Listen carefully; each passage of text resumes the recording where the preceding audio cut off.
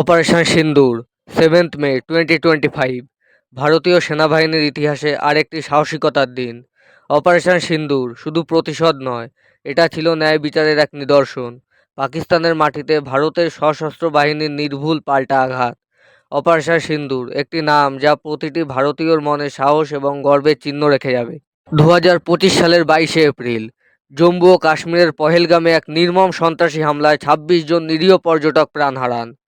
এই জঘন্য হামলার দায় স্বীকার করে জইশ-ই-মোহাম্মদ ও লস্কর-ই-তৈবা, যাদের ঘাঁটি পাকিস্তান ও পাকিস্তান অধিকৃত কাশ্মীরে। ভারতও চুপ থাকেনি। 7 মে রাতের আঁধারে শুরু হয় অপারেশন সিন্দুর। ভারতের বিমান বাহিনী, স্থলবাহিনী ও নৌবাহিনী একসাথে 9টি স্থানে 24টি নির্ভুল ক্ষেপণাস্ত্র হামলা চালায়।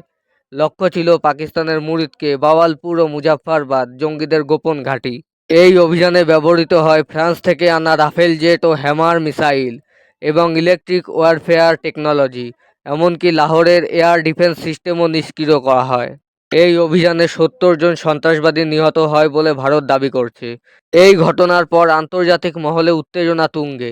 জাতিসংঘ, যুক্তরাষ্ট্র, চীন সহ বড় বড় দেশ সংযমের আহ্বান জানাচ্ছে। তবে ভারতের অবস্থান স্পষ্ট, সন্ত্রাসবাদের বিরুদ্ধে জিরো টলারেন্স। অপারেশন সিন্দুর কেবল এক প্রতিশোধ নয়, ছিল ন্যায় ও আত্মবিশ্বাসের প্রতিচ্ছবি। এটা মনে করিয়ে দেয় যে যদি কেউ আমাদের নিরীহ মানুষকে হত্যা করে, তার জবাব আমরা দেব নিখুঁতভাবে, ঠিক যেমন এক সৈনিক শপথ রক্ষা করে। Thank you watching the video. See you in the next video. Jai Hind.